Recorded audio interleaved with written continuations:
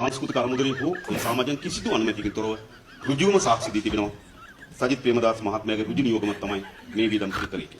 මේක තමයි බිලියන 3කට ආසන්න මුදල් වංචාවක් අවබෝධතාව පිළිබඳ ෆයිල් එක තමයි ඉන්නේ.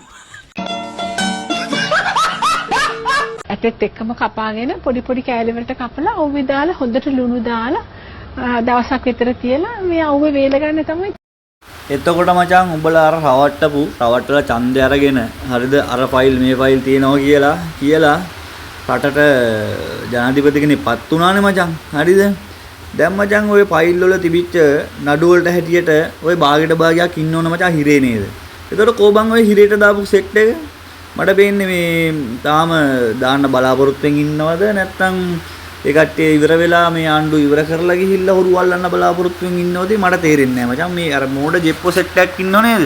අර ඕවට රැවටිලා ඡන්දේ දීපු සෙට් එකක් ඉන්නවනේ ගොන්නු.